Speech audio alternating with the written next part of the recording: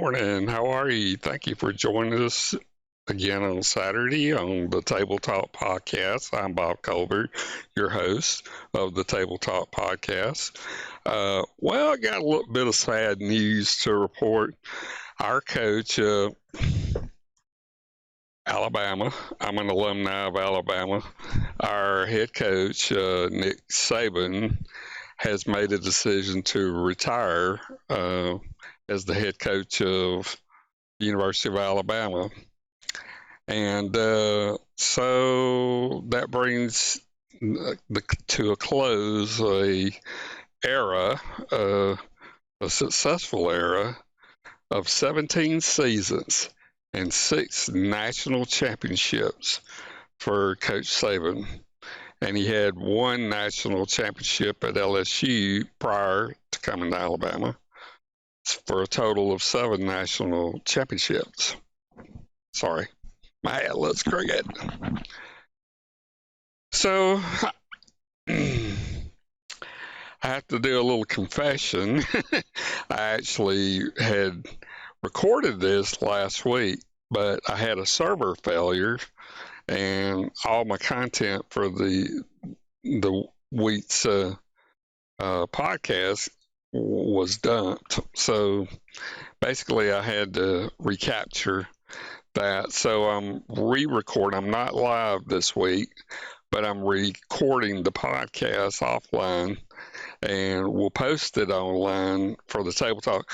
Now, fortunately, I had, if you were on the Portal podcast with me, and at the end, I was able to capture that prior to the server failure. So it is what it is. So I got it fixed and got a fresh server with lots of memory, and so it should be good to go for quite a while. It's like a 4 terabyte server capacity. So, alrighty. So, in the meantime, this occurred on January 10th, 2024, Wednesday.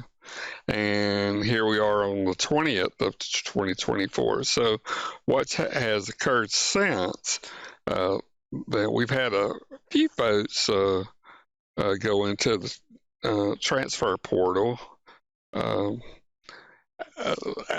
after it post the announcement, and then the University of Alabama has hired a new head coach, Kalen DeBoer of Washington State, to replace, I wouldn't say replace, but to take over the reins of the head coach duties at the University of Alabama. So, yeah. So I'm a bit sad about it. It is been a long time, 17 seasons, very successful. So I'll miss him. So let's go ahead and go to here, and I'll just kind of do a little synopsis here. So, yeah. So, again, this was from the MSNBC News. Alabama football coach Nick Saban retired after 17 seasons, 6 national champions with the Crimson Tide. And Terry Saban, his wife, confirmed Nick Saban's retirement through social media. I'll come back to Terry's statement. Nick Saban's daughter said father's retirement is a bittersweet moment in Instagram post.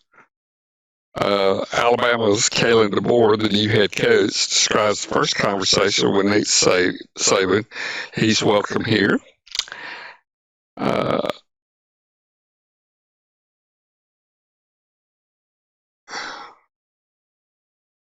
Nick Saban talks future plans, hints at TV following retirement in an ESPN interview. I'm just giving you a lowdown of what's occurred in the week since I wasn't able to post. Nick Saban's retirement prompted five-star wide receiver Ryan Williams to decommit. Other recruits react.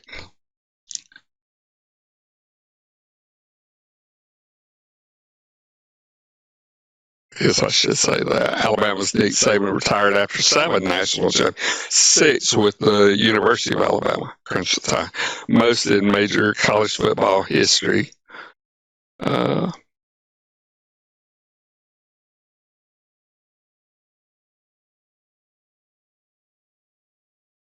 Deion Sanders offered a unique insight into Saban's retirement decision.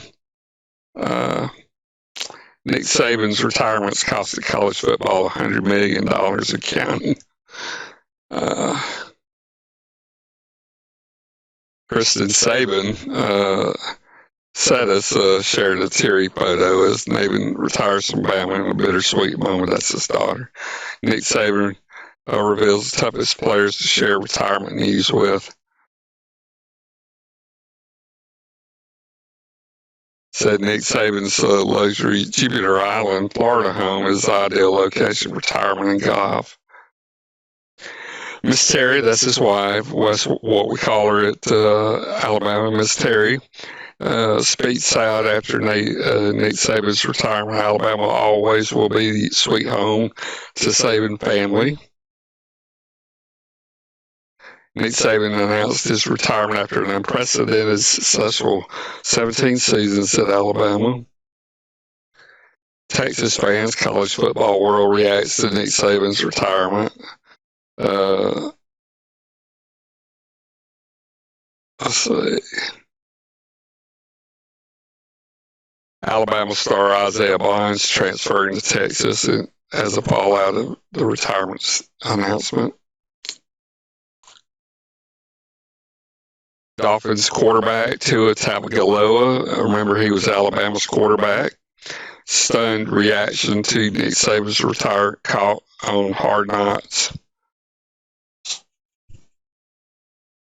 Okay, so what I'll do is I will go to the video.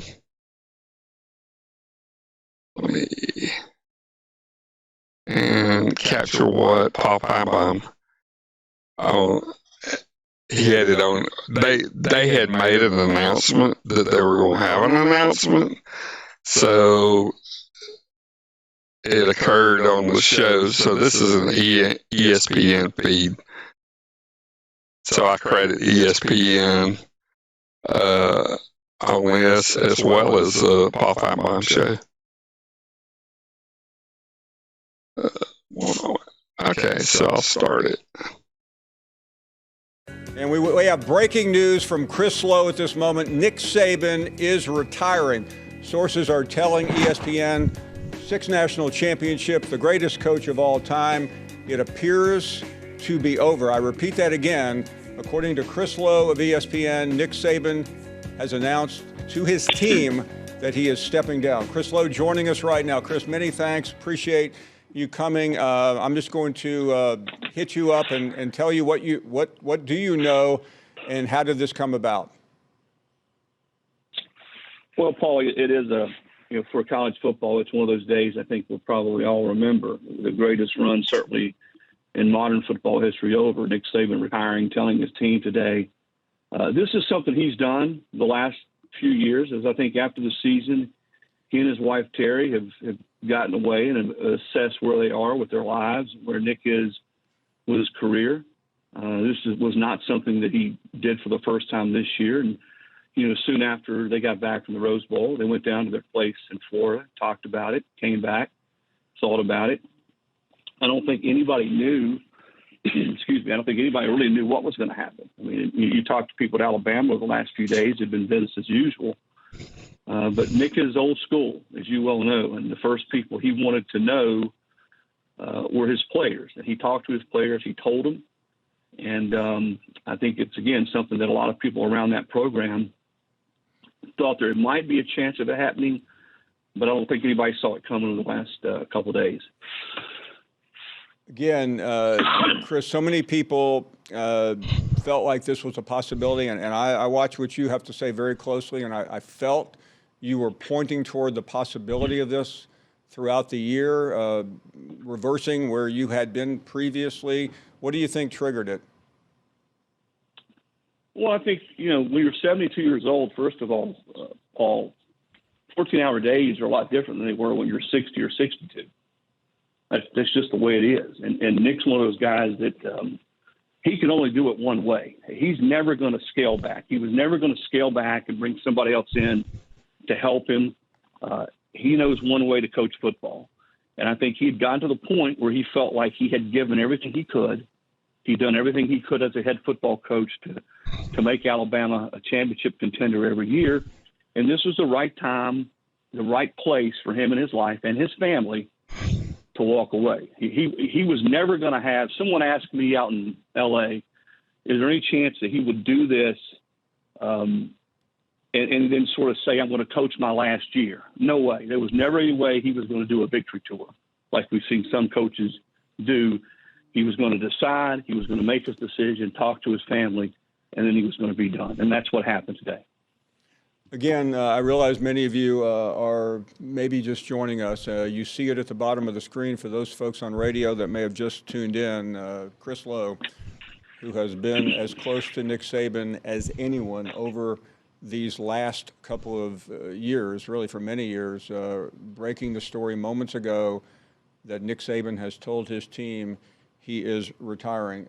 Chris, I even hate to move ahead because we're talking about the greatest coach of all time, but let me just try to get a sense from you about how this went down beyond telling his team.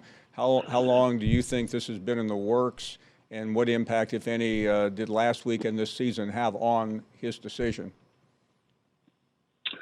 Well, and I don't, first of all, Paul, I don't claim to know everything that went through Nick's mind. And I have had the pleasure of getting to know him pretty well over the last 20 years and covering his team.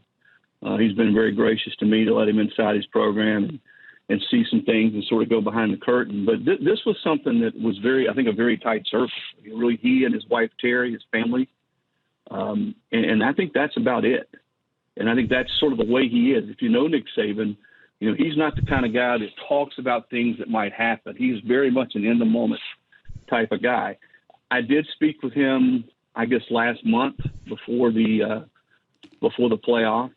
And the one thing he did say, we weren't talking about his retirement, we're just talking about other things in the sport. He says, listen, when you start thinking about and talking about and asking questions or sort of asking yourself about retiring, you probably already are retired. He said, I'm not saying I'm to that point yet, but as I said, when you work 14 hours a day like he's always done, you get on planes, you fly over the country, you recruit kids, and you're 72, that takes a toll on anybody, even a guy like Nick, and I used to joke with him that he was bionic. There's not many people at that age that has that kind of energy that can do it and go about it the way he did, but he is human, and he's I think he wants to have a quality of life after coaching where he can do some things that he wants to do.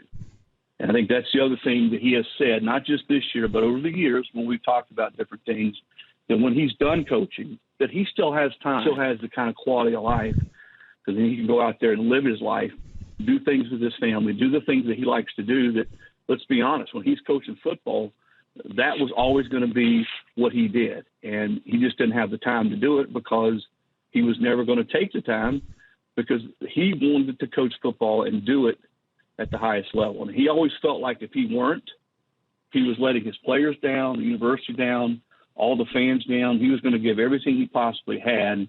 And people ask me what stands out or what do you think about when you think about Nick Saban.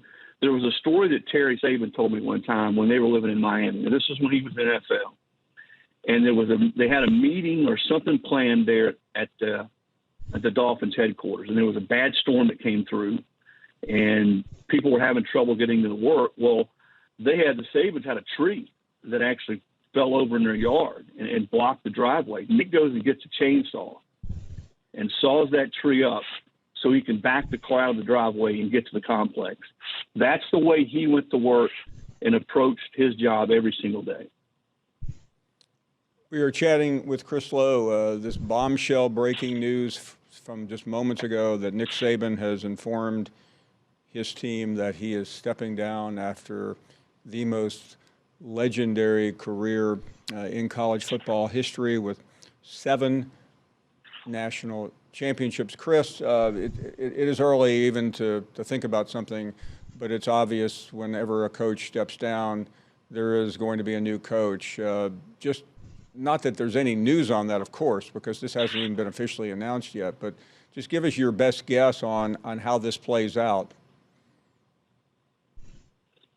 Well, good luck to Greg Byrne, Alabama's AD, who's one of the best in the business, and certainly all ADs want to be in a position to make key hires. I can't think of a more critical or tougher.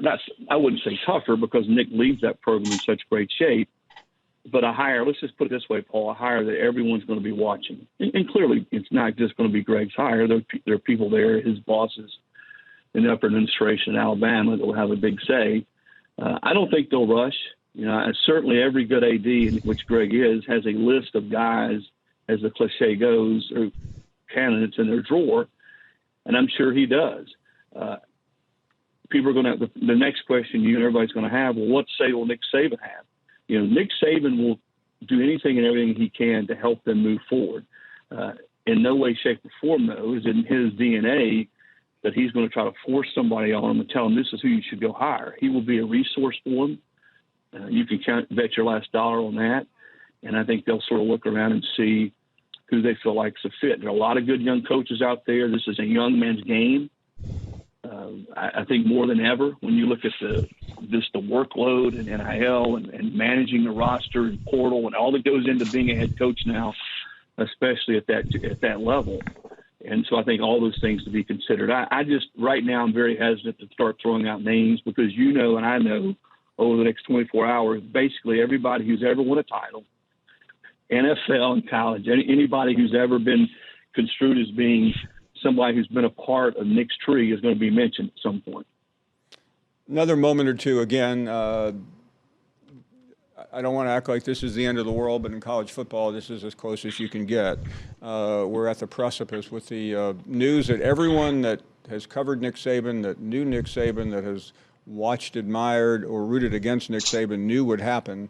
At some point, he would step down, although while many believe, Chris, that it could come, I think a lot of people just assumed that he wanted to win another title. I don't think that's really was probably the right way of thinking about this. But in terms of the Coach Saban that you've been around and observed and saw just the other day, when do you think, or how much do you think it meant to finally get back? Not finally get. He's only been there. It's only been 2 years, but to beat Kirby Smart, to stop all that talk of a three-peat, that Kirby Smart was moving past Nick Saban. How important do you think that game in Atlanta was? And I'm not saying anything's gravy because this is a man that competes for only the championships, but do you think that played a role in it all? Well, he's fiendishly competitive, Nick is. We know that. But no, I don't think he thinks that way, Paul. I really don't. I think that what he gleaned the most satisfaction out of this year is as much as maybe any team he's ever had there, this team improved from where they were in the second, third week as dramatically as any team he's ever had. He told me when I was with him a couple of times this year that the way the season was going, he talked about how fulfilling it was for him. I know in talking to his wife, Terry, after one of the games this year, she just talked about just how happy and how glad he was for the players to see them come as far as they've come. And anybody who's been around Nick knows that's why he coaches. He wants to see his teams be the absolute best they can be, to go from being maybe, regardless of what you think or I think or any fans out there think about his team, get the most that they can possibly get out of it. And I think he did that this year. Boy, they're an overtime away from playing for another national championship. And, we talk about Jack Nicklaus and all the majors he won in golf. And then you go back and you look at all the second place finishes. Look at all the times that Nick was in the playoff or finished second in the national title game. We could easily be talking about 10 plus national titles in his career. And he always had Alabama in that position. So as far as beating Kirby again, and I really don't think that factored in his decision to retire right now. Did he enjoy beating the best teams and the best coaches and guys that he had mentored and guys that came up through his ranks? Absolutely he did, because he's a competitor.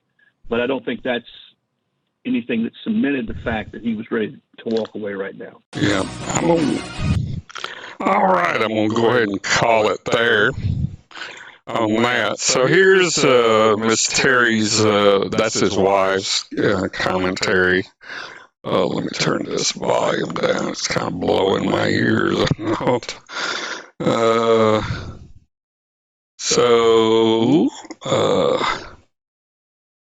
Miss Terry spoke out after Nick Saban announced his retirement. Alabama always sweet home to the Saban family. I credit USA Today Network for this commentary. She said throughout Nick Saban's 17-year coaching tenure with Alabama football, the only person who became more synonymous with the program was someone who, despite sharing his last name, is known as simply as Miss Terry. That's his wife. And following the news of Saban's retirement on Wednesday, that would have been on the 10th of January, as confirmed by the source to the Tuscaloosa News. The wife of the Alabama football coach legend issued a statement expressing her gratitude for the time spent in Tuscaloosa. She also illustrated how important the program was to her and her husband. It's been an incredible run these last 17 years at the University of Alabama, and we take with us many amazing memories. She said in a post from Nick's Kids Foundation Facebook account, "We hope that the Saban legacy will be about helping others and making a positive difference in people's lives, as well as the winning tradition on the field." And in Saban's career at Alabama can be captured in a myriad of ways, including a record of 206 wins to 29 losses, conference championships where there were 9, national titles 6, and a slew of coaching awards. All-Americans, NFL draft picks, and one of the most important aspects of his stay, however, was the Nick's Kids Foundation, which serves as the official charity. And that's Terry, Miss Terry. Miss Terry went on to assure that despite her husband's retirement, the foundation will continue to work in the Tuscaloosa community, saying it will continue to help children, students, and teacher causes in the state of Alabama. All right. Now I'll go back to the studio and kind of just recount the record again. So I'll close that. So here was his coaching career, 73-74, head coach, and this would be a head coaching record. So 1973-1974, Kent State, Georgia. I'm not sure what GA is. 1975-76, Kent State. 1977, Syracuse. 1978-79, West Virginia. 1980-81, Ohio State. 1982, Navy. 1983-87, Michigan State. 1988, I guess that's defensive coordinator. 1988-89 was Houston Oilers. 1990, Toledo. 1991-94 with the Cleveland Browns, probably defensive coordinator. 1995-1999 Michigan State. 2000-2004 LSU, a year with the Miami Dolphins. 2005-2006, and at Alabama from 2007 to 73. Overall, his records in all of the college coaching, not just Alabama: 292 wins, 71 losses, and one tie. Collegiate collegiate history, and a 15 win to 17 loss in the NFL. He bowls 19 and 12. I guess that'd be 19 wins and 12 losses. Tournaments, 9 wins and 5 losses. So, all right. And yeah, the 7 national championships, 6 at Alabama. So they occurred in the years 2003, 2009, 2011, 2012, 2015, 2017, 2020. 11 SEC, 2001, 2003, 2009, 2012, 2014, 15, 16, 2018, 2020, 2021, and 2023. 1 MAC. Not sure what MAC is. 1990. 12 SEC Western Division. There, you can see those there. As far as awards, he's a 2-time Paul Bear Bryant Award, 2003, 2020.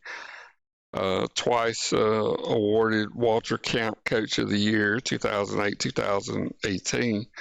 The George Munger Award, 2016. The Bobby Dodd Coach of the Year, 2014. Twice AP College Football Coach of the Year, 2003, 2008. 2 times award winner Eddie Robinson Coach of the Year, 2003, 2008. The Home Depot Coach of the Year, 2008. Sports News Coach of the Year, 2008. Liberty Mutual Coach of the Year, 2008. And the Bobby Bowden Coach of the Year, 2009, 2011, 2012. A 5-time SEC Coach of the Year, 2003, 2008, 2009, 2016, 2020. All right.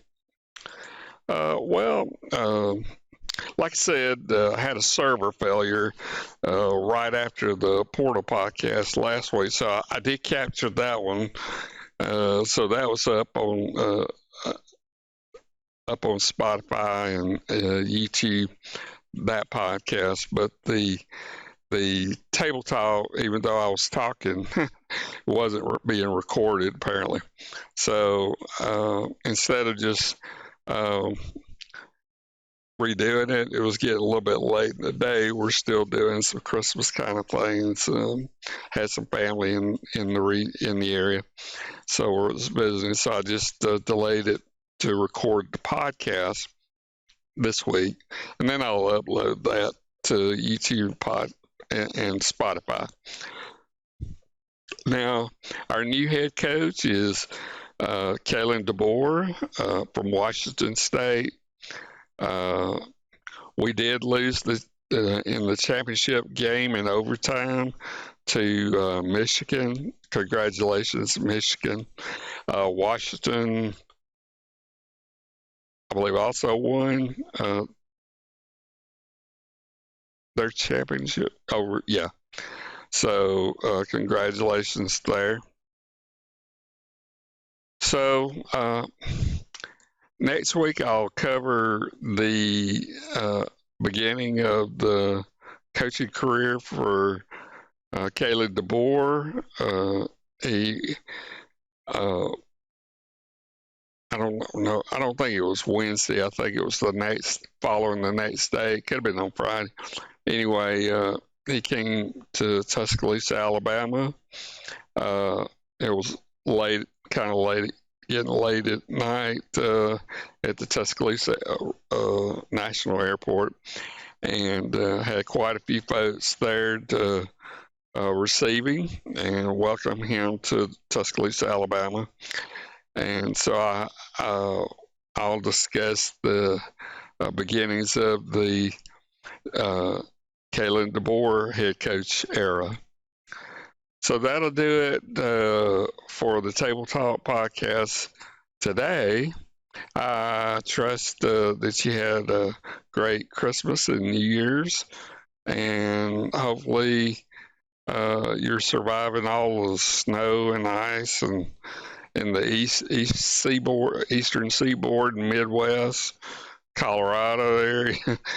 I have to confess, this week in Los Angeles, it was 75 degrees, blue sky. For a week. Yes. So, there's a lot of problems with California, as you probably well know.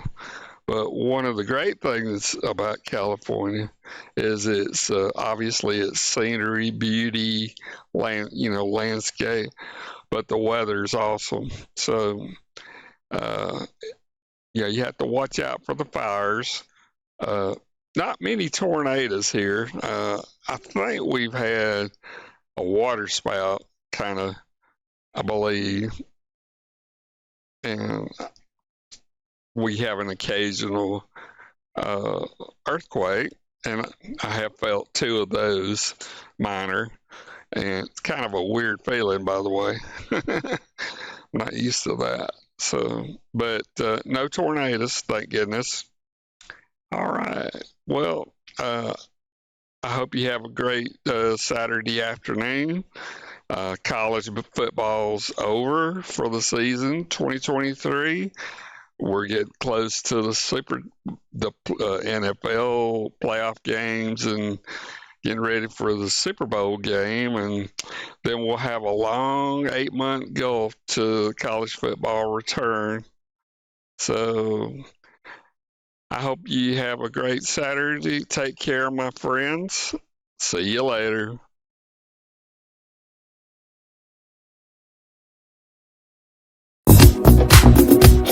What you do, you into me, but I can't let it go so easily. Until I see what it could be eternity or just a week. We know our chemistry is off the chain, it's perfect now, but will it change? Just need a yes, just need a no. Just do your thing, we'll see how we go. Rush, don't succeed.